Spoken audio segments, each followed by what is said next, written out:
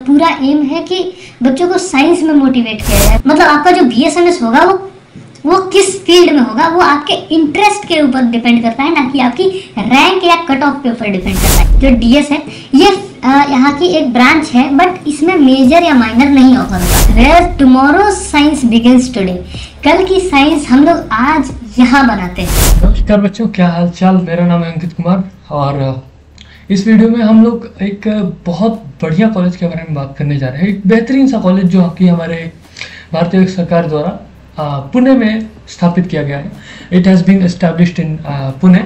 तो हम लोग आज बात करने वाले हैं बच्चों आइसर पुणे के बारे में। देखो, जैसे होता है ना, कुछ बच्चे इंजीनियरिंग करने जाते हैं, कुछ बच्चे मेडिकल फील्ड में जाते हैं, वैसे ही कुछ बच्चे भैया देखो ऐसे होते हैं, कुछ बच्चे रिसर्च में जाते हैं। तो उन सभी बच्चों को केटर करने के लिए सेंट्रल गवर्नमेंट ने, जो हमारा यूनियन गवर्नमेंट है, उन्होंने बहुत सारे इंस्टीट्यूशंस बनाए। जैसे जो बच्चे इंजीनियरिंग करना चाहते हैं उनके लिए one of the best institutions of the country is IIT, Indian institute of technology, like IIT Mumbai, IIT Delhi etcetera etcetera.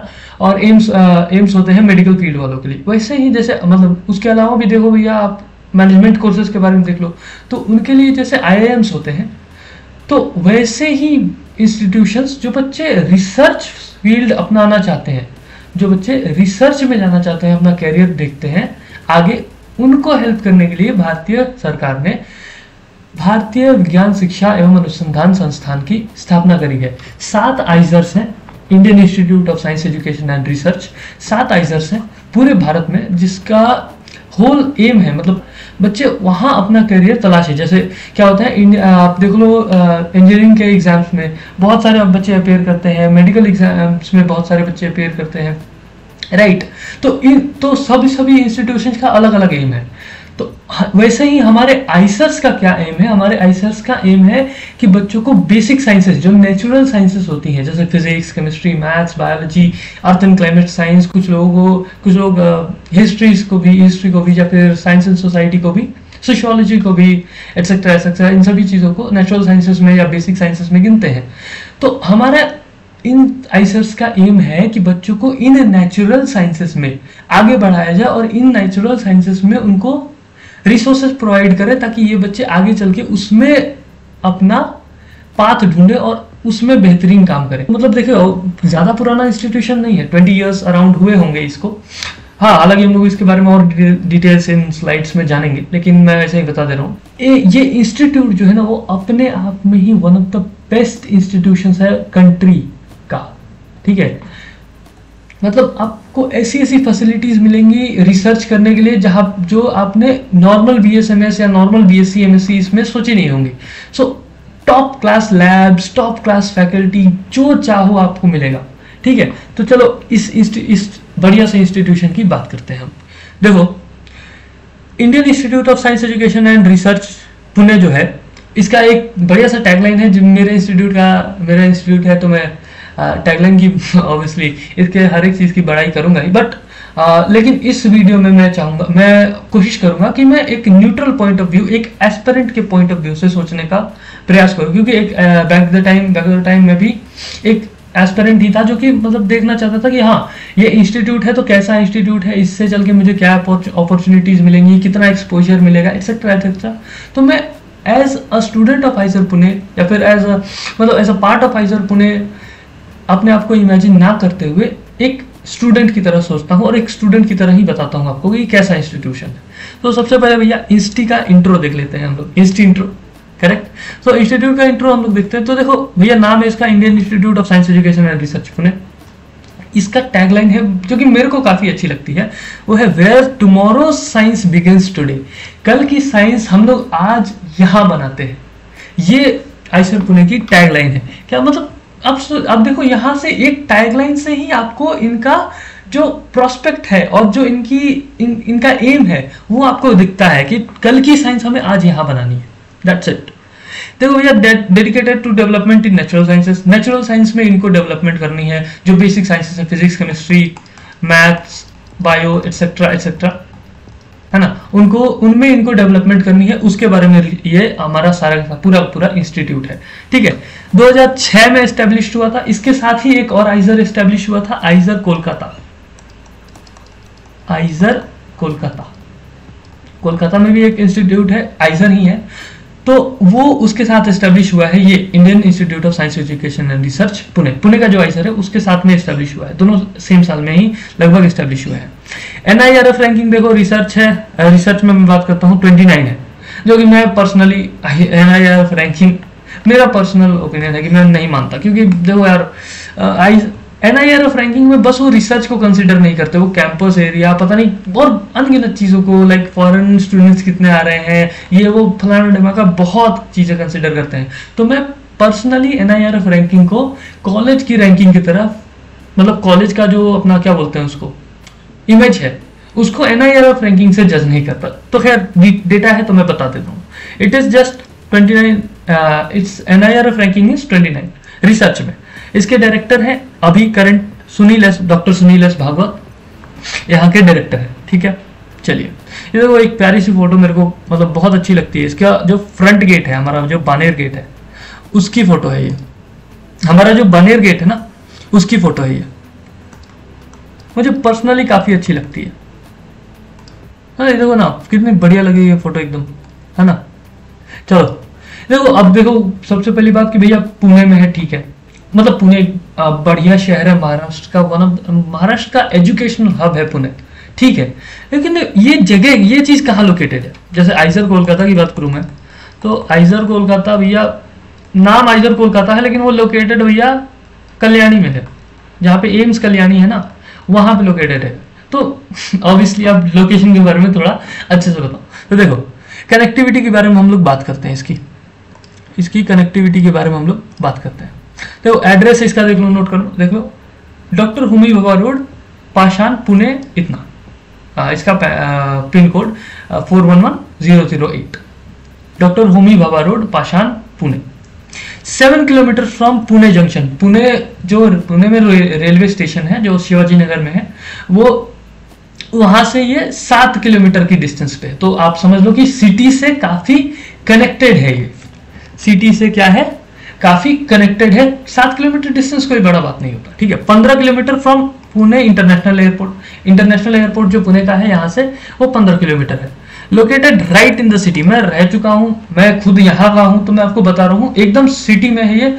In fact मैं आपको बता रहा हूँ, यहाँ पे पाषाण गेट, यहाँ 2 गेट्स है एग्जिट करने के लिए, एक है बानेर गेट जो कि आपको फ्रंट मिलेगा, और एक बैक गेट है हमारा पाषाण गेट। तो पाषाण से आप निकलोगे तो पंचवटी हिल्स मिलेंगी आपको, DRDO की फायरिंग रेंजेस मिलेंगे, एटसेट्रा एटसेट्रा, है ना। तो वहां पे जाओगे तो आप एकदम ऐसा लगेगा कि हाँ हिली एरियाज में रह रहे हो, हिल्स की तरह, हिल्स स्टेशन पे आ गए हो वैसा, है ना। और सामने से निकलोगे तो आपको लगेगा कि सिटी में आ गए हैं। सो एक ऐसी जगह पे जो कि मुझे काफी पर्सनली अच्छी लगती है, कि बाहर से निकलोगे फ्रंट गेट से तो आपको सिटी का व्यू मिल जाएगा, और सिटी मतलब बहुत अच्छी जगह है बानेर, औंध जो है ना वहां पे बानेर के साथ में ही है, औंध काफी अच्छी जगह है, काफी पॉश इलाका है वो। तो मतलब एकदम सिटी में है। अगर आपको बानेर जाना है तो सिटी में रहना है तो बानेर गेट से एग्जिट करो, आपको सिटी मिल जाएगी। पीछे से एग्जिट करोगे पाषाण गेट से तो आपको बढ़िया सा हिल्स का व्यू मिल जाएगा। सो लोकेशन टॉप नॉच है, फर्स्ट क्लास लोकेशन है, आपको बता रहा हूं मैं। मेट्रो सिटी होने वाली है, तो मेट्रो सिटी है एक्चुअली, होने नहीं वाली है है एक्चुअली, अब है ना। तो ये मेट्रो सिटी है, तो आपको अपॉर्चुनिटीज की तो चिंता करनी ही नहीं है। Pune being one of the best cities in India for education, ऊपर से एक मेट्रो सिटी, तो आप समझ सकते हो कि हाँ आपको एक्सपोजर बढ़िया सा मिलेगा, आपको अपॉर्चुनिटीज बहुत सारी मिलेंगी, ठीक है। चलो अब हम लोग बात करते हैं भैया पुणे, आइसर पुणे में। चलो आपने कनेक्टिविटी बता दी, आपने सब कुछ बता दिया आइसर पुणे का। आप ये बताओ ये इसमें क्या क्या मिलता है, क्या ऑफर करता है हमारा institute, Indian institute of science education and research Pune, Eicher Pune क्या ऑफर करता है। तो इसका जो मैं बैचलर्स वालों की ही बात करूंगा, जो 12th से या फिर ड्रॉप करके जाना चाहते हैं। मैं ज्यादा PhD और MSc IPhD इन पे फोकस नहीं करूंगा, बस मैं for the sake of information यहाँ पे पुट आउट कर रहा हूँ आपको बताने के लिए। देखो BSMS का मतलब है bachelor of science and master of science, ठीक है। तो ये डुअल डिग्री आपको मिलेगी यहाँ पे। देखो BSMS की डिग्री मिलेगी यहाँ से, किन किन सब्जेक्ट्स में मिलती है, किन किन फील्ड्स में मिलती है, तो इन फील्ड्स में मिलती है भैया। देखो, chemistry, bio, physics, mathematics, earth and climate science जिसको हम लोग ECS बोलते हैं, अर्थ एंड क्लाइमेट साइंस, और humanities and social science HSS। Data sciences जो DS है ये यहाँ की एक ब्रांच है, बट इसमें मेजर या माइनर नहीं ऑफर होता। आप DS के कोर्सेस ले सकते हो, बट आप यहाँ पे मेजर माइनर नहीं कर सकते DS में, डेटा साइंस में। लेकिन आप ह्यूमैनिटीज में बस माइनर कर सकते हो, ह्यूमैनिटीज में मेजर्स का ऑप्शन नहीं है। अब मेजर माइनर क्या है ये मैं बताऊंगा थोड़ी देर में, तो शांति से सुन लो। अभी chemistry, biology, physics, mathematics, earth and climate science, humanities and social science और डेटा साइंस, ये सारी फील्ड्स हैं आपको बैचलर्स में मिलेंगी, bachelors and master of science. ठीक है, 5 इयर्स का इंटीग्रेटेड प्रोग्राम है, हाँ इसमें मिलेंगे। ठीक है, चलिए बहुत बढ़िया। इसके अलावा PhD कोर्सेज होते हैं जो BSMS कर लेते हैं, जो ग्रेजुएशन और पोस्ट ग्रेजुएशन कर लेते हैं, उसके बाद से उनको PhD होती है जो डॉक्टर ऑफ फिलोसफी, वो हमारे IIT JAM करके होता है, या फिर मैं आगे पुट आउट किया हूँ उसमें एक्सप्लेनेशन दे दूंगा। ठीक है, तो PhD में सेम कोर्सेज होते हैं, इन सभी कोर्सेज में लोगों को PhD ऑफर होती है इस जगह पे। ठीक है, बात करें IPHD की, इंटीग्रेटेड PhD मतलब MS मतलब MSc प्लस PhD। MSc 2 साल की है, अगर आपको MS करना है तो आपको एक एक्स्ट्रा ईयर देना होगा, 3 साल करना होगा आप थीसिस के लिए, तो अब आपको MS की डिग्री मिलेगी। 2 साल करोगे तो MSc की डिग्री मिलेगी, और अगर 2 साल करने के बाद आगे रिसर्च कंटिन्यू करते हो तो आपको PhD का थीसिस देने के बाद आपको PhD की डिग्री अलॉट हो जाएगी। ठीक है भैया, मिल जाएगी आपको PhD की डिग्री। तो ये होती है IPHD, किन किन फील्ड्स में अवेलेबल है, बायोलॉजी और फिजिक्स में। ठीक है, MSc सिमिलरली किस में अवेलेबल है, chemistry, geology, mathematics and quantum technology. ठीक है, चलिए बहुत बढ़िया। अब हम लोग चलते हैं आगे।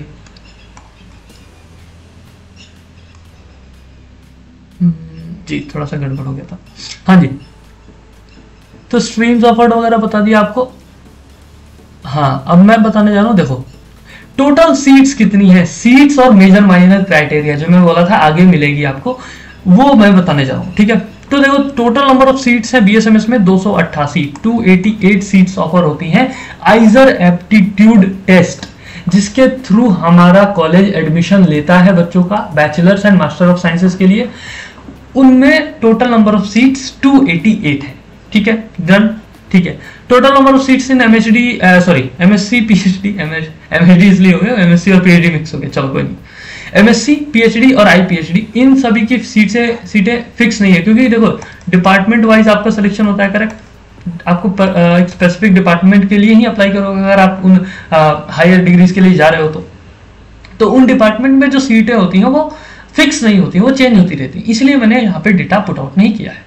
ठीक है, हमारा मेन फोकस इस वीडियो में BSMS ही रहने वाला है, जो bachelor and master of sciences है वही रहने वाला है, इसलिए मैंने यहाँ पे ये वाला एक और रीजन है जिसकी वजह से मैंने ये डेटा पुट नहीं किया। ऊपर से ये डेटा काफी डायनेमिक है, स्टैटिक नहीं है, चेंज होता रहता है, इस वजह से भी मुझे डेटा मिल भी नहीं सकता, तो मैं पुट आउट भी नहीं कर सकता। ठीक है, चलो, तो इतनी सीट है। मेजर और माइनर का क्राइटेरिया क्या है, देखो ये बात मुझे अपने इंस्टीट्यूट की काफी अच्छी लगती है, पर्सनली काफी अच्छी लगती है। जैसे अगर आप IITs में जाओगे, NITs में जाओगे, तो आपको एक स्पेसिफिक इंजीनियरिंग के, आई am not targeting this institutions, I am just saying, देखो क्या होता है IITs में जाओगे तो आपको स्पेसिफिक ब्रांच पहले से ही डिसाइडेड होगी। जैसे आप मैकेनिकल इंजीनियरिंग कर रहे हो तो आपको कॉलेज में एंट्री होने से पहले ही पता होगा कि हाँ भैया मैं मैकेनिकल इंजीनियरिंग में बीटेक करने जा रहा हूँ। लेकिन यहाँ ऐसा नहीं है, आप BSMS की तरह आओगे, 1 साल कॉमन ईयर रहेगा, उसके बाद से कुछ इलेक्टिव्स मिलेंगे, ये आराम से रुको, ये मैं बताऊंगा सब कुछ।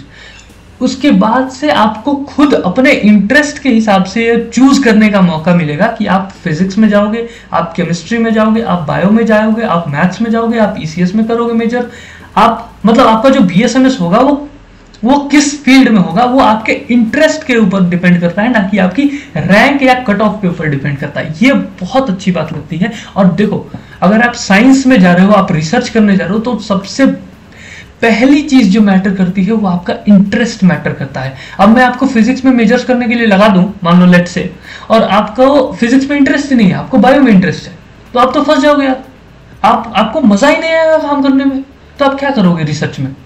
है ना। तो इस वजह से I personally love this thing of the institution कि भैया आपको प्रेशर नहीं देते, आपको फ्री छोड़ देते हैं एकेडमिकली। 1 साल तक वो बांध के रखते हैं कंपलसरी कोर्सेज में, बट ठीक है, उतना आपको, आप जाते ही अपना आइडिया नहीं लगा सकते। आप पहली बार जा रहे हो, आप रिसर्च पहली बार कर रहे हो, तो आपको थोड़ा आइडिया देना बनता है, तो कॉमन ईयर बनता है भाई। अच्छा इनिशिएटिव है आपको कॉमन ईयर देने का, ठीक है, ताकि आप सभी फील्ड से फेमिलियर हो जाओ कि ईसीएस में क्या चल रहा है, मैथ्स में क्या चलता है, मैथ्स की रिसर्च कैसी है, मैथ्स की फिजिक्स की रिसर्च कैसी है, केमिस्ट्री की रिसर्च कैसी है। केमिस्ट्री 11th-12th में जो पढ़ते हो और रिसर्च की केमिस्ट्री पढ़ते हो, काफी डिफरेंस है। वे ऑफ अप्रोचिंग में जो चीजें पढ़ाई जा रही है उनमें बहुत डिफरेंस है, ठीक है। तो मैं इसके आगे ये चीज बाद में डिस्कस करूंगा, ठीक है ना। तो इस वजह से वो कॉमन ईयर देने के बाद वो भैया आपको ग्रेजुअली आपके इंटरेस्ट के ऊपर वो आपको मेजर अलॉट करते हैं। साथ में एक और चीज है माइनर। हर एक डिपार्टमेंट में, मान लो आपका मेजर है फिजिक्स, अब मेजर का क्राइटेरिया समझ में आ गया कि मतलब जैसे वो मैकेनिकल इंजीनियरिंग थी ना, वैसे ही आपका फिजिक्स मेजर होने वाला है, वैसे ही आपका मेजर है, समझ गए। अब मैं बताने जा रहा हूं माइनर क्या होता है। देखो भैया, मान लो आपका मेजर फिजिक्स है, लेकिन आपको केमिस्ट्री भी पढ़नी है, एक तरीके से आपको केमिस्ट्री में मजा आ रहा है, चलो आपको मैथ्स में मजा आ रहा है, फिजिक्स भी पढ़नी है, आपको मजा मैथ्स में भी आ रहा है, लेकिन आपको ये क्लियर है कि मुझे डिग्री अपनी फिजिक्स में चाहिए, मैं मेजर फिजिक्स में करना चाहता हूँ, तो आप माइनर कर सकते हो मैथ्स में। मतलब हर एक डिपार्टमेंट में एक स्पेसिफिक नंबर ऑफ कोर्सेज रहते हैं जिनको अगर आपने अपने फाइनल 2 ईयर्स में कंप्लीट कर लिया, ध्यान से सुनना, फाइनल 2 और 2.5 ईयर्स में कंप्लीट कर लिया, तो आपको वो सब्जेक्ट में मेजर तो मिलेगा अगर आपने मेजर का क्राइटेरिया पूरा किया है तो उस सब्जेक्ट का। लेकिन अगर आपने उसका कुछ नंबर ऑफ कोर्सेज होते हैं, लेट्स से बायोलॉजी में 8 है, ठीक है, तो अगर आपने बायोलॉजी के 8 कोर्सेज अपने फाइनल 2, इनिशियल 2 नहीं, फाइनल 2 ईयर्स में कंप्लीट किया, 5th ईयर छोड़ दो, आई am not talking about the 5th year, 4th and 5th year. 5th year is complete thesis year, उसमें आप पूरा रिसर्च प्रोजेक्ट पे काम करोगे, एक रिसर्च प्रोजेक्ट पे काम करोगे और थीसिस लिखोगे, अपनी मास्टर थीसिस, ठीक है। तो मैं 3rd और 4th ईयर की बात कर रहा हूँ, तो 3rd और 4th ईयर में मिला के आपको 8 कोर्सेज बायोलॉजी के अगर आप लेते हो तो आपको बायोलॉजी में माइनर मिलता है। वो 2 साल है या 2.5 साल है, आप, हाँ 2.5 साल है एक्चुअली, क्योंकि आपको 4th सेमेस्टर, मतलब जो 2nd ईयर का आखिरी सेमेस्टर है, उसमें ही आपको इलेक्टिव्स मिलने चालू हो जाते हैं, तो वो भी काउंट होते हैं, है ना। तो उनको मिला के मतलब आखिरी के 2.5 ईयर, 2nd ईयर का last semester, 3rd year, 4th year, इनको मिला के अगर आपने 8 कोर्सेज बायो में किए तो आपको माइनर अलॉट हो जाएगा बायो में। लेकिन ये इसकी चिंता नहीं है कि आपका मेजर चला जाएगा, नहीं, आपका मेजर तो रहेगा अगर आपने स्पेसिफिक नंबर ऑफ कोर्सेज, उतना रिक्वायर्ड नंबर ऑफ कोर्सेज और कंपलसरी कोर्सेज, उनका क्राइटेरिया बहुत थोड़ा अलग है, तो मैं बाद में बताऊंगा। उतने नंबर ऑफ कोर्सेज, आप मोटा मोटी ये समझ लो कि उतने नंबर ऑफ कोर्सेज अगर आपने कंप्लीट कर लिए हैं भैया, तो आपको मेजर अलॉट हो जाएगा। और उसके बाद अगर आपने उतने नंबर ऑफ कोर्सेज किसी और फील्ड में कर लिए हैं तो उसमें आपको माइनर भी अलॉट हो जाएगा। सेम फील्ड में मेजर माइनर नहीं अलॉट होगा, आपको मेजर मिल गया तो माइनर क्या करोगे उस फील्ड में, है ना। चलो, हाँ ये बात और है कि भैया अगर आपके पास मेजर नहीं है तो आप माइनर नहीं ले सकते। अगर आपके पास मेजर है तभी आप माइनर ले सकते, मतलब कोई एक सब्जेक्ट में मेजर होना चाहिए तभी आप माइनर के लिए एलिजिबल हो, ठीक है। यहाँ पे आइजर पुणे की बात चल रही है, ये सभी आइजर्स में अलग अलग है, ये स्पेसिफिकली आइजर पुणे की बात चल रही है, ठीक है। ज्ञान हो गया सबका, चलिए बहुत बढ़िया। सिलेक्शन प्रोसीजर बता दिए, मेजर माइनर क्लियर हो गया, मेजर माइनर क्या होता है क्लियर हो गया। मेजर कितने माइनर ले सकते हैं? 2 माइनर ले सकते हैं, मैक्सिमम 2 माइनर। हालांकि ये बहुत ज्यादा होता है ना, आप आओगे तब आपको पता चलेगा कि हाँ कितना डिफिकल्ट होता है एक माइनर कंप्लीट करना या फिर 2 माइनर कंप्लीट करना, वो पर्सन टू पर्सन भी डिपेंड करता है, ठीक है भैया। चलिए मोड्स ऑफ एडमिशन देख लेते हैं भैया, मोड्स किस मोड से एडमिशन लेता है हमारा प्यारा सा आइजर पुणे। जेई एडवांस से लेता था 23 to 24 बैच जो है वो लास्ट बैच था जिसमें जेई एडवांस से बच्चों का सिलेक्शन हुआ। उसके बाद से इन्होंने जेई एडवांस से सिलेक्शन लेना बंद कर दिया आइजर्स ने, सभी आइजर्स ने। तो यहाँ पे हम स्पेसिफिकली आइजर पुणे की बात कर रहे हैं तो आइजर पुणे पे ही स्टिक करते हैं, सॉरी। तो आइजर पुणे ने 24 के बाद से जेई एडवांस से एडमिशन लेना बंद कर दिया है, ठीक है। 23 to 24 का बैच जो है वो लास्ट बैच था। केवीपीवाई काफी पहले बंद हो चुका है, उससे भी एडमिशंस होते थे, उससे भी एडमिशंस होते थे, अब वो बंद हो चुका है।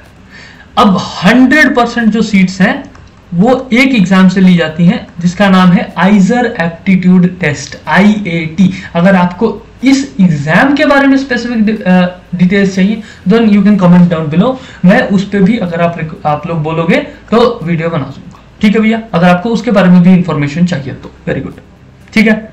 अब चलिए, आपने ये तो बता दिया कि भैया सब कुछ है, एकदम टॉप नॉच फैकल्टीज हैं, एकदम टॉप नॉच रिसर्च चलता है, बहुत सारी अपॉर्चुनिटीज है, आउट ऑफ इंडिया भी रिसर्च में, इनसाइड इंडिया भी रिसर्च में, है ना। पैसा कितना लगेगा? पैसा तो पर सेमेस्टर फीस के बारे में बात कर रहे हैं तो देखो, मैं अप्रॉक्स फीस बताऊंगा, पूरा चेंज होता रहता है ना, एकेडमिक ईयर में चेंज होता रहता है कि इस ईयर में इतना, इस ईयर में इतना, इस ईयर में इतना। तो अप्रॉक्स फीस मैं बता रहा हूं कि पर सेमेस्टर फी जो है अभी के हिसाब से करेंटली वो 53,000 to 55,000 के अराउंड है, इतना ही फी है पर सेमेस्टर, एक साल का। ये हाँ, ये सारे चार्जेस मिला के, tuition fee, hostel fee etcetera. हाँ, इसमें मेस फी इंक्लूडेड नहीं है। मेस का क्या क्राइटेरिया है, मेस का क्या चीज है, वो आगे मैं बता दूंगा, ठीक है। मेस इसमें इंक्लूडेड नहीं है, हॉस्टल इंक्लूडेड है वगैरह वगैरह, बाकी सारे एक्सपेंसेस इंक्लूडेड है एक्सेप्ट मेस फी, ठीक है भैया। 53 से 55 हजार रुपए लगते हैं पर सेमेस्टर। इस हिसाब से अगर हम देखें 53 से 55 के हिसाब से तो भैया कितना होगा, 53 इंटू, चलो 55 मान लेते हैं, तो ऑलमोस्ट आपका जो टोटल है ना वो कितना है, लेट से 55 है ना, तो 110 हो जाएगा आपका एक साल का। तो फिर आपके पास कितना हो जाएगा, 110 इंटू 5, 110 इंटू 5 कितना हो जाएगा भैया, 550 के, 550 के लगभग 5,50,000 रुपए, 550 की, ठीक है सर वेरी सॉरी। और ये है भैया 5 साल का। लेकिन आपको एक और बात बता दूं कि फर्स्ट सेमेस्टर में 72 से 75 हजार रुपए लग सकते हैं, 72,000 to 75,000 लग सकते हैं, क्योंकि आपको फर्स्ट टाइम आ रहे हो तो आपको एडमिशन चार्जेस लगते हैं 15,000 के करीब शायद, I am just guessing it, but इतना ही है। इसके आगे अराउंड हो सकता है, इससे मतलब ऐसा नहीं है ड्रास्टिक चेंज आ जाएगा, नहीं, 15,000 to 20,000 के बीच में ही रहता है ये, 15,000 17,000 के बीच में रहता है, उससे ज्यादा नहीं, ठीक है ना। तो वो एडमिशन चार्जेस हैं वो बस फर्स्ट सेमेस्टर में लगते हैं, पहले सेमेस्टर में ही लगते हैं। तो बस फर्स्ट सेमेस्टर का चार्ज जितना हो जाता है वो कितना हो जाता है, 72,000 to 75,000 के बीच में हो जाता है। तो आपका पूरा जो 5 इयर्स का कोर्सेस है वो कितना में, अप्रोक्सीमेटली मान लो 6 लाख में हो जाएंगे। आइजर पुणे में आपको 5 साल 6 लाख रुपए देने पड़ेंगे, बस पूरे 5 साल का कोर्स 6 लाख रुपए में हो जाएगा।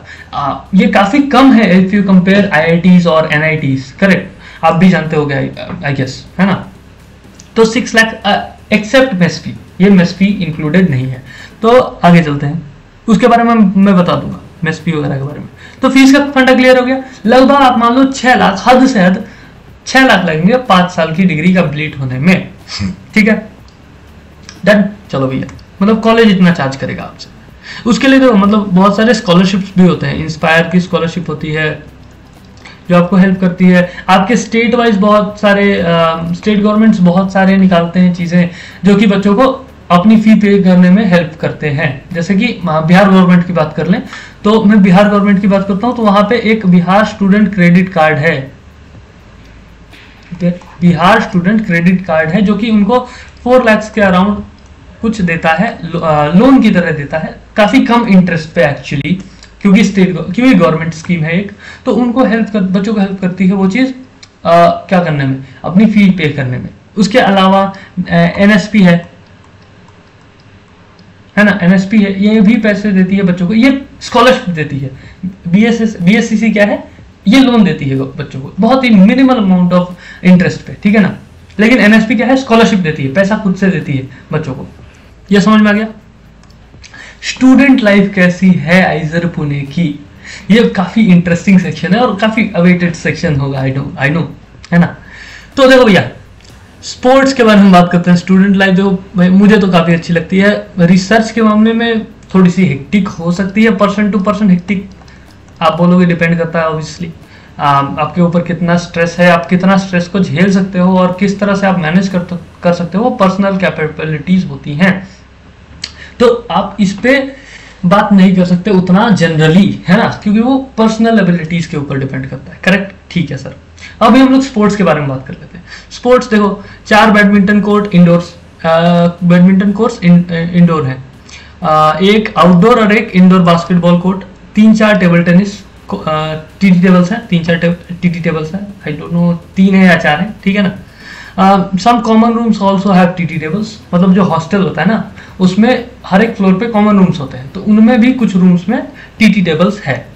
2 लॉन टेनिस कोर्ट्स, एक आउटडोर वॉलीबॉल कोर्ट, एक outdoor cricket stadium flood lights के साथ, जो कि आपको नाइट मैचेस में भी हेल्प करता है। नाइट मैचेस आप वहां पे उस ग्राउंड पे खेल सकते हो। बढ़िया ड्रेनेज सिस्टम है, बारिश होगी तुरंत सूख जाएगा, कोई उसमें ये नहीं कि ग्राउंड 2 दिन 3 दिन तक गीला रह रहा है, ऐसा कोई सिनेरियो नहीं है हमारे यहाँ, ठीक है।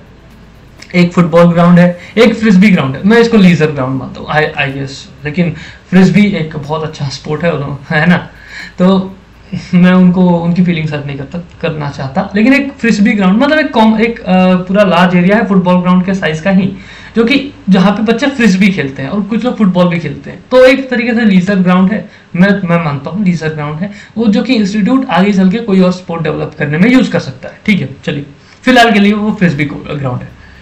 4 कैरम बोर्ड्स हैं, हॉस्टल के कॉमन रूम्स में भी हैं, कुछ हॉस्टल्स कुछ कॉमन रूम्स में है, हॉस्टल के कुछ कॉमन रूम्स में कैरम बोर्ड्स हैं।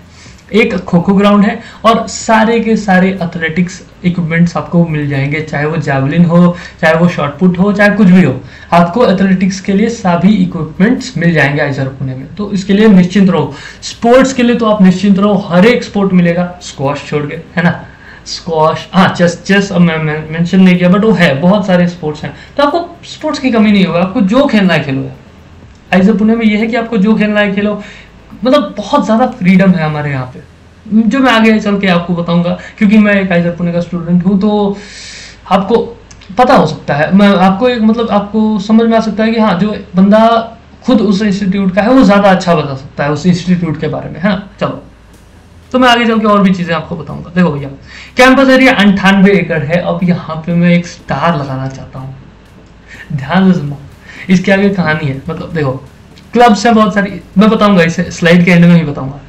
बहुत सारे क्लब्स है स्टूडेंट्स के लिए। आरोहा म्यूजिक क्लब है, आपको म्यूजिक में शौक है, एक म्यूजिक रूम है हमारे यहाँ, वहाँ आपको बढ़िया से आप अपने म्यूजिक को ग्रो करना चाहते हो, ग्रो करिए। आपने अगर 2 साल की प्रिपरेशन के चलते म्यूजिक छोड़ दिया है, आप वहाँ पे अपने म्यूजिक को वापस से जिंदा कर सकते हो। काफी स्ट्रॉन्ग वर्ड्स यूज कर रहा हूँ, बट ठीक है ना। मतलब आपके अंदर जो म्यूजिक का कीड़ा है वहां निकालो यार, जितना मन है उतना निकालो, ठीक है। क्लेडोस्कोप मूवी स्क्रीनिंग होती है लगभग आई गेस ऑल्टरनेट संडेज या हर Sunday, I don't know, but मैं उतना मूवीज नहीं देखता इस वजह से। सो क्लेडोस्कोप है मूवी स्क्रीनिंग के लिए। नवरसा क्लब है, आपको डांस में इंटरेस्ट है, डांस क्लब है नवरसा वहाँ का। आकाशगंगा स्पेस साइंसेस में जो बच्चे इंटरेस्टेड हैं, उनके इंटरेस्ट को नर्चर करती है हमारी आकाशगंगा की क्लब। जिन बच्चों को एस्ट्रोफिजिक्स, एस्ट्रोनॉमी वगैरह वगैरह में बहुत इंटरेस्ट है, वो उनके लिए आकाशगंगा एक बहुत अच्छा प्लेटफॉर्म देती है, और अपने इंटरेस्ट को और आगे जानने का, और इंटरेस्ट को जानना भी एक इम्पॉर्टेंट हो सकता है। आपका जो इंटरेस्ट हो आप उसको बस सरफेस लेवल पे जानते हो, तो वहाँ पे बहुत अच्छी हेल्प कर सकते हैं ये क्लब्स। साइंस क्लब है जो कि बहुत अच्छी टॉक्स ऑर्गेनाइज कराती हैं। देखो MS के स्टूडेंट्स हैं, उनका जो काम है उनको बताती हैं कि क्या काम कर रहे हैं वो, है ना। तो वो जो जूनियर स्टूडेंट्स हैं उनको हेल्प बहुत ज़्यादा करता है। तो science club in that respect बहुत अच्छा है ना। आर्था क्लब फाइनेंशियल स्टडीज किसी बच्चे को करनी है, हो सकता है, मतलब ऐसा है एज अ साइड हसल बच्चे को फाइनेंशियल स्टडीज के बारे में जानना है, एज अ साइड हसल बच्चे को फाइनेंस में बड़ा इंटरेस्ट है, तो वहां जाके वो आर्था क्लब में जाके आर्था क्लब से एसोसिएटेड हो सकता है। Very good. EIC entrepreneurship and innovation cell हमारा आइजर पुणे का एक और बढ़िया सा बहुत अच्छा सा क्लब, जो कि एंटरप्रेन्योरशिप को नर्चर करता है, एंटरप्रेन्योरशिप में बच्चे की हेल्प करता है। EIC, very good. और इससे बहुत सारे क्लब्स हैं, आप आओगे आपको बहुत सारे क्लब्स मिलेंगे, आप एकदम देखते रह जाओगे, हाँ भैया कितने सारे क्लब्स हैं, कितने। आई प्लग है जिसका मैंने मेंशन नहीं किया है यहाँ पे, जो कि कोडिंग वगैरह से रिलेटेड है, क्योंकि देखो साइंस के बच्चे थोड़ा सा कोडिंग से हट जाते हैं, आई डोंट नो हट जाना इज अप्रोप्रिएट टू यूज और नॉट, बट मैं वही कह रहा हूँ। तो उसको कुछ बच्चों को अगर कोडिंग में इंटरेस्ट है तो ये क्लब उनकी हेल्प कर सकता है। तो ऐसे बहुत सारे क्लब्स हैं, है ना, ये बस जो मेंशन है वही नहीं है, बहुत बहुत सारे क्लब हैं ऐसे। एनुअल स्पोर्ट्स IISM होता है, 7 आइजर्स हैं, 7 आइजर्स 1 नाइजर, ठीक है, 7 आइजर्स 1 नाइजर, 1 CEBS है ना मुंबई में शायद, पता नहीं, इसका मैं नहीं जानता तो आपको बता रहा हूँ। CEBS आई गेस नाम है उसका, यूनिवर्सिटी ऑफ मुंबई में है, जो कि नेस्ट एग्जाम से मिलता है, NEST, है ना। और IISc बैंगलोर, इसको कैसे बोल सकता हूँ। ये जो 10 इंस्टीट्यूशंस हैं ये मिलके एनुअली compete करते हैं सारे स्पोर्ट्स में। It's like gathering for all the research institutions in the country, जो कि मतलब सेंट्रल गवर्नमेंट के अंडर रन करते हैं एक तरीके से मैं कह सकता हूँ, क्योंकि 7 आइजर 1 नाइजर 1 CEBS और एक अपना IISc, ये अपना एनुअली मीट करते हैं फॉर कंपीटिंग इन स्पोर्ट्स। बच्चों में स्पोर्ट्स के प्रति एंथुजियाज्म के लिए, बच्चों में कंपटीशन की भावना जगाने के लिए, कंपटीशन बच्चों में एक फीलिंग होती है जब आप स्पोर्ट्स खेलते हो कि हाँ I have to win this title, I have to win this game, I have to put my whole efforts. मतलब बहुत अच्छी फीलिंग होती है और बहुत बच्चे वहाँ पे खो जाते हैं, क्योंकि मैं एक मैं खुद स्पोर्ट्स बहुत ज़्यादा खेलता हूँ यहाँ पे, तो मुझे ऐसी फीलिंग आती है। तो आई गेस जो बच्चे ज़्यादा स्पोर्ट्स खेलते हो तो वो रिलेट कर पा रहे होंगे, है ना। Very good. तो वो compete करते हैं 7 आइजर्स 1 नाइजर्स 1 CEBS और एक अपना IISc बैंगलोर मिलके एनुअली स्पोर्ट्स में compete करते हैं। वो जो इवेंट होता है उसका नाम है inter IISER sports meet, IISM। तो आइजर पुणे की बात करें तो 2019 में IISM आइजर पुणे ने ऑर्गेनाइज किया था, 2024 में भी आइजर पुणे ने ऑर्गेनाइज किया था इस इवेंट को। इसके अलावा इंटरनल एनुअल स्पोर्ट्स होता है आइजर पुणे में, जिसका नाम है क्रीड़ा जंग। मतलब वो तो इंटर आइजर हुआ ना, ये इंट्रा आइजर है। आइजर के अंदर ही बच्चे मिलकर टीम्स बनाते हैं सारे स्पोर्ट्स में और compete करते हैं। ये स्पोर्ट्स क्लब इसको पूरा मैनेज करता है, जो आइजर पुणे का स्पोर्ट्स क्लब है वो पूरा इसको मैनेज करता है। हाँ जी, तो ये सारे बच्चे जो आइजर पुणे के हैं वो मिलके टीम्स बनाते हैं और compete करते हैं। तो उस इवेंट को यहाँ पे बोलते हैं हम लोग क्रीड़ा जंग, इंट्रा आइजर को हम लोग बोलते हैं क्रीड़ा जंग, ठीक है। चलिए भैया, ये लगभग दिसंबर में होता है और ये भैया आपको जो अगस्त से नवंबर का जो फेज है, जो सेमेस्टर है, उसके एंड में ये होता है अपना IISM, और जो जनवरी से अप्रैल का फेज है उसमें अपना जनरली क्रीड़ा जंग होता है। तो आपको 2 सेमेस्टर है, दोनों सेमेस्टर में भरपूर स्पोर्ट्स का कंपटीशन देखने को मिलेगा पूरे आइजर में, ठीक है। चलिए, रिसर्च प्रीमियर लीग होती है इसके अलावा आइजर पुणे में। मान लो ARD वगैरह मिलके और NCL वगैरह मिलके अपनी टीमें बनाते हैं और आइजर पुणे की भी एक टीम रहती है, तो रिसर्च प्रीमियर लीग खेलती है ये टीमें, ठीक है। तो एक क्रिकेट की ये लीग है, सॉरी स्पेसिफिकली ये क्रिकेट की ही है बस। तो ये भी काफ़ी अच्छा स्पोर्ट्स के एक्सपोजर देते हैं बच्चों को। Very good. इसके अलावा ओपन माइक्स होते हैं गाना गाने के लिए, DJ नाइट्स होते हैं, नाचना है पार्टी करना है करिए भैया, बॉलीवुड नाइट होती है इसके अलावा, एंड बहुत सारी और चीज़ें होती है, इवेंट्स होते हैं, म्यूजिकल इवेंट्स होते हैं, डांस इवेंट्स होते हैं, और हर एक नेशनल हॉलीडेज पे जैसे 15 अगस्त 26 जनवरी एक्सेट्रा एक्सेट्रा, इन पे भैया हमारे कॉलेज में इवेंट्स ऑर्गेनाइज होते हैं, ठीक है। इसके अलावा हमारे ये सारे मतलब ये जो इवेंट्स है ना 15 अगस्त 26 जनवरी एक्सेट्रा एक्सेट्रा, इन सब पे ये CV रमन ऑडिटोरियम में होते हैं। हमारे यहाँ एक ऑडिटोरियम है जिसका नाम है CV Raman auditorium, Shri CV Raman auditorium, वहाँ होता है ये, ठीक है। चलिए, हाँ, यहाँ पे जो मैंने स्टार लगाया था वो सुनो। हमारा कैंपस है 98 एकर्स का, लेकिन हमारे कैंपस जो बना है ना वो NCL पुणे की जमीन पे बना है। We borrowed the land from NCL Pune and then our institution is constructed over there, ठीक है। इसके मतलब फिर आप समझ लो कि NCL पुणे ये रहा और आइजर पुणे ये रहा, तो गेट्स ओपन है दोनों तरफ से, NCL पुणे की भी और NCL पुणे की, आइजर पुणे की गेट्स ओपन है। तो आप ये देख लो NCL पुणे जो है भैया वो 400 एकड़ का है लगभग, और आइजर पुणे है 98 एकर्स का। तो ये 98 एकर्स में आप समझ लो कि आपको अपनी सारी एकेडमिक चीजें हैं, सारी स्पोर्ट्स की चीजें हैं, सब कुछ है यहाँ पे इन्हीं 98 एकर्स में। अगर आपको जंगल एक्सप्लोर करना है, आपको ये चाहिए कि भैया कैंपस में जंगल होना चाहिए, मेरे को जंगल में घूमना है, तो उसके लिए I am not saying NCL Pune is jungle, ठीक है, I am sorry for that अगर आपको ऐसा लगा हो, ठीक है।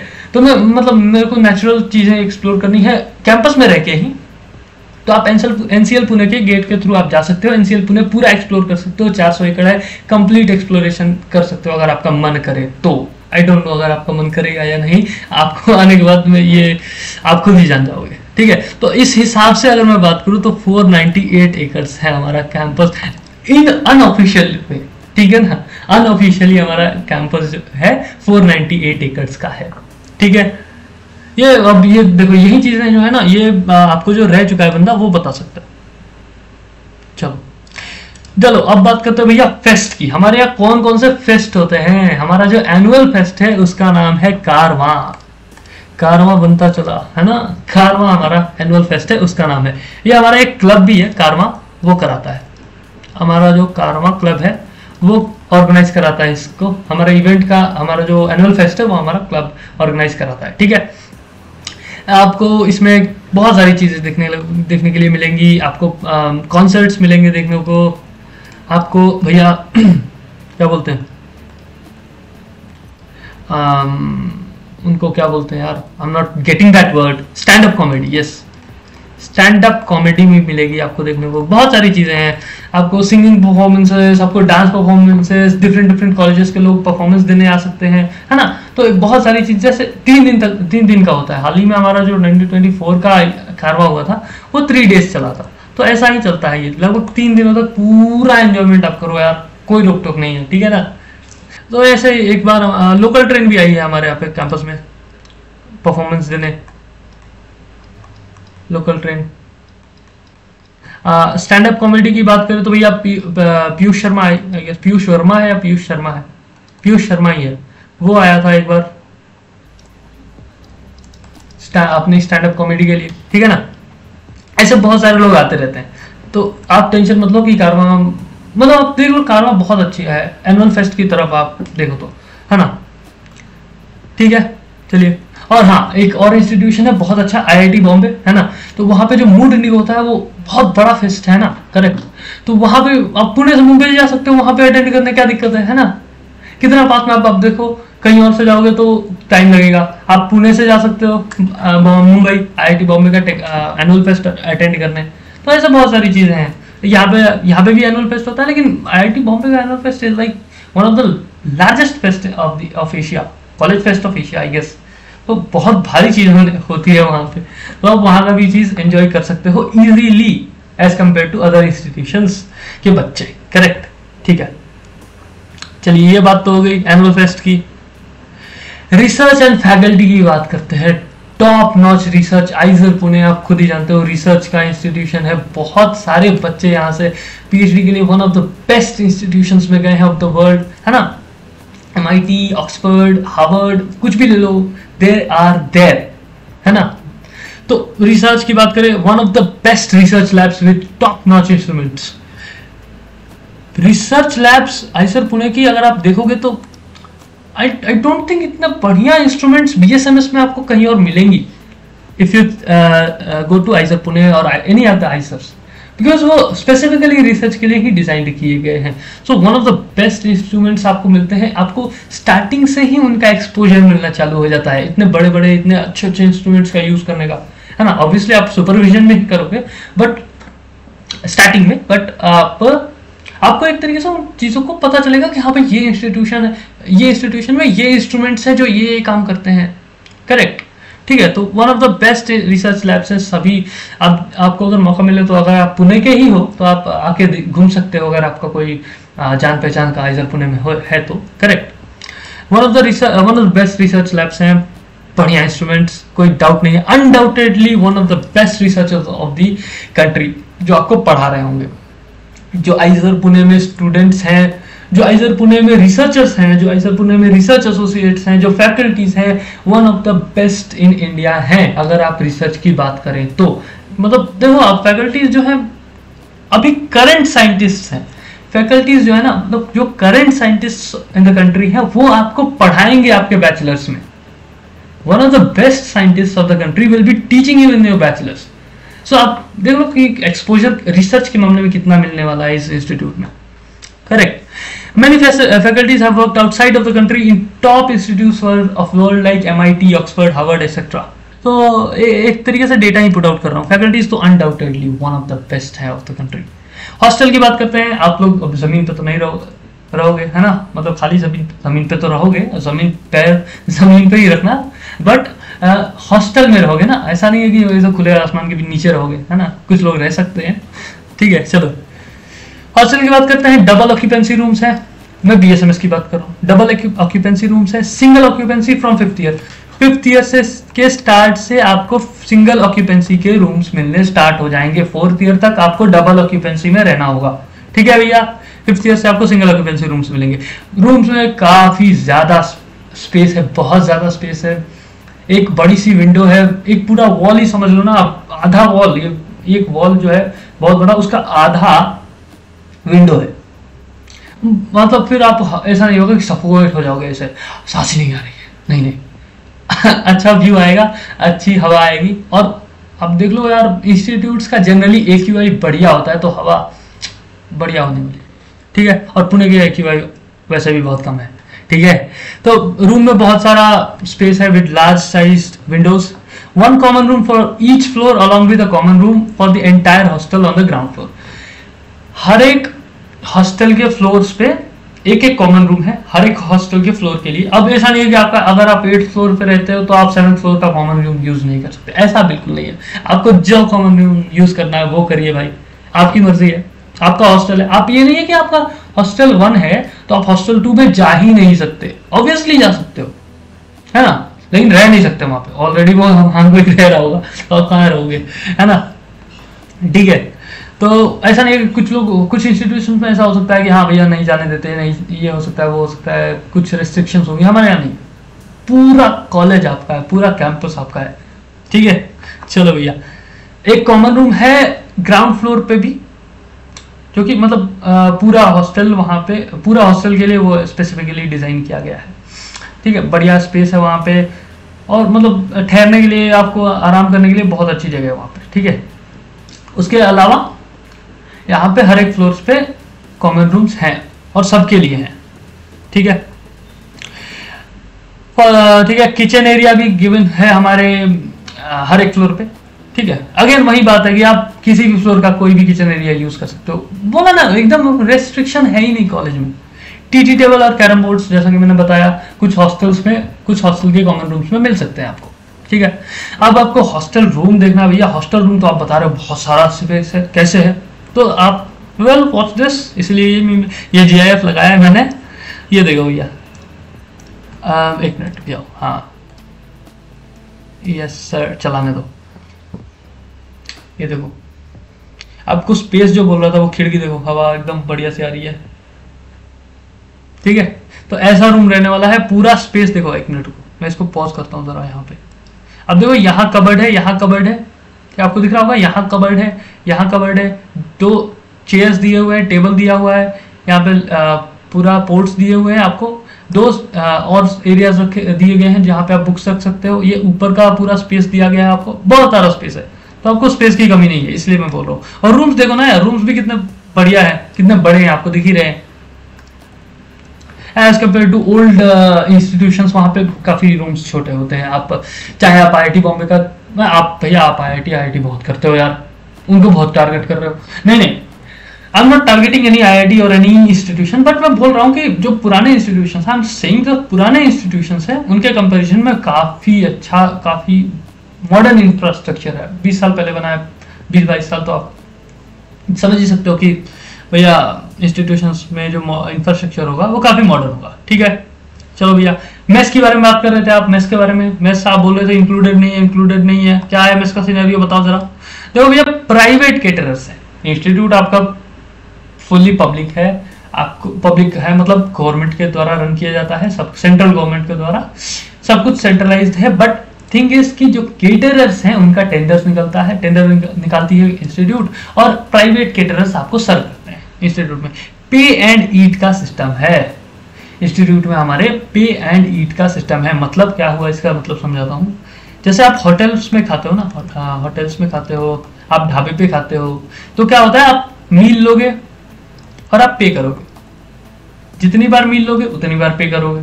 वही सिस्टम यहाँ पे भी है। तो इससे क्या होता है ना, इससे क्वालिटी इंश्योर होती है। पर्सनली मुझे मेस का खाना अबव एवरेज लगता है, जो कि मैंने मेंशन भी किया है फूड क्वालिटी। ये मेरे पर्सपेक्टिव से मुझे भैया आईसर पुणे की मेस का खाना अबव एवरेज लगता है, क्योंकि मैं पीजी में भी रह चुका हूं, तो मुझे पता है कैसा कितना बेरेबल खाना हो सकता है, कितना खराब लोग खाना बना सकते हैं, ये मुझे पता है। तो भैया फूड क्वालिटी अबव एवरेज मुझे लगती है। 2 मेस है, नॉर्मल मेस जो कि आपको स्पेसिफिक टाइम्स में चलती है, जैसे 7:30 से 10 बजे तक ब्रेकफास्ट का टाइम है ना, 12 से 2:30 बजे तक लंच का टाइम है, 5 बजे से 6 बजे 6:30 तक स्नैक्स का टाइम है, और 7:30 से 10 बजे तक रात के क्या है आपका डिनर का टाइम है। ठीक है, तो काफी मतलब अच्छा खासा गैप दिया गया है आपको। जब उस टाइम का नहीं होता, जब उस टाइम पे बंद होती है मेस बीच वाले टाइम्स में, तो उसमें आपको 2 कैंटीन्स मिल जाएंगी खुली हुई सुबह में। ठीक है, एक एलएचसी में है, एक मेन बिल्डिंग में है। ठीक है भैया, एक नाइट कैंटीन जिसको हम लोग एमडीपी बोलते हैं भैया, वो होती है रात के 11 बजे से शुरू और सुबह के 4 बजे खत्म। तो एक नाइट कैंटीन होती है हमारे कॉलेज में। एक नाइट कैंटीन, 2 कैंटीन जो आपको ऑड आवर्स में हेल्प कर सकते हैं, एक नाइट कैंटीन जो आपको नाइट आवर्स में हेल्प कर सकती है, और एक फूड ट्रक जो कि शायद 4 या 5 बजे तक चलता है। ठीक है, वहां पे भी आप खाना खा सकते, खाना नहीं स्नैक्स ले सकते हो वगैरह वगैरह। ठीक है, जैसा मैंने बताया फूड क्वालिटी अबव एवरेज मैं मानता हूँ। ठीक है भैया, कोई कमेंट नहीं करेगा कुछ भी उल्टा सीधा, है ना। चलो, नोटेबल एलुमनाई भैया, यहाँ आपने बता तो दिया कैंपस के बारे में, कॉलेज के बारे में, यहाँ से बच्चे गए कहाँ कहाँ हैं ये तो बताओ। तो मैं कुछ लोगों का नाम ले लेता हूँ। ये भैया है, देखो 2012 से 17 के बीच में ये पढ़े हैं आईसर पुणे में, BSMS PhD किया है इन्होंने यूनिवर्सिटी ऑफ ऑक्सफोर्ड से। बहुत गिने चुने नाम गिना रहा हूँ भैया, इसके अलावा बहुत लोग हैं जो बहुत सारे इंस्टीट्यूशंस में काम कर चुके हैं, बहुत सारे यूनिवर्सिटी ऑफ ऑक्सफोर्ड में ही इनके अलावा भी बहुत सारे बच्चे होंगे आईसर पुणे के, MIT में भी इनके अलावा भी, भैया के अलावा भी बहुत सारे बच्चे होंगे आईसर बोल रहा हूँ, MIT में भी इन भैया के अलावा भी बहुत सारे बच्चे होंगे आईसर पुणे के, है ना। तो मैं बस इन्हीं का नाम फाइंड कर पाया, तो मैंने रखा है इनका नाम, जिससे आपको आइडिया लग जाए कि भैया बच्चे गए कहाँ कहाँ हैं इस इंस्टीट्यूट से।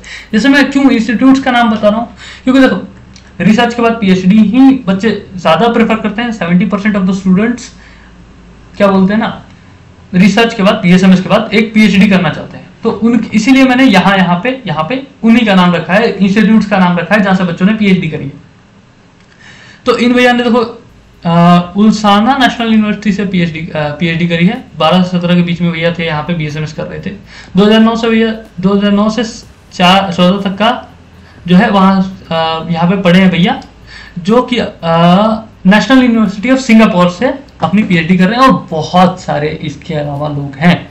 ठीक है, चलिए, तो एलुमनाई तो आप टॉप नॉच जगह पे जाते हैं बच्चे, आपको ये पता ही चल गया। ठीक है भैया, इनका इतने ही लोगों का नाम क्यों लिखा है, क्योंकि भैया कितना स्लाइड बढ़ जाएगी यार, स्लाइड नहीं 10 स्लाइड 12 स्लाइड नहीं बढ़ जाएगी यार, इतना बच्चों ने अचीव किया है यहाँ पे।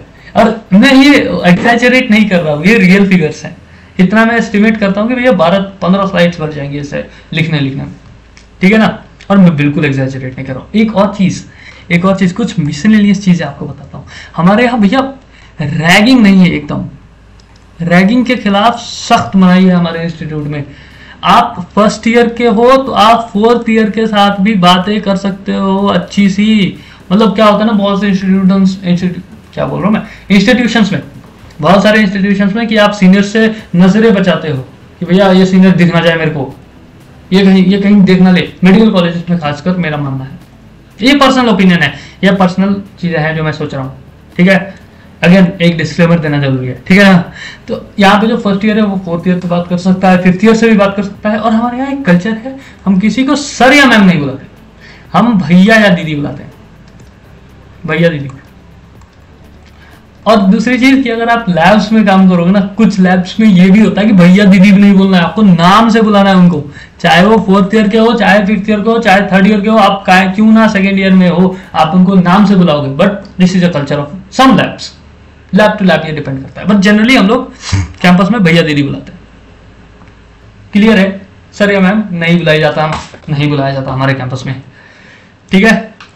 ये चीजें थी हमारे आइजर पुणे का बारे में कंप्लीट डिटेल्स हमने दी हैं आपको इस वीडियो में। इसके अलावा भी अगर आपको कोई डिटेल चाहिए, आप बिल्कुल बेझिझक कमेंट करिए, हम आपको उनका भी जवाब देंगे, ठीक है।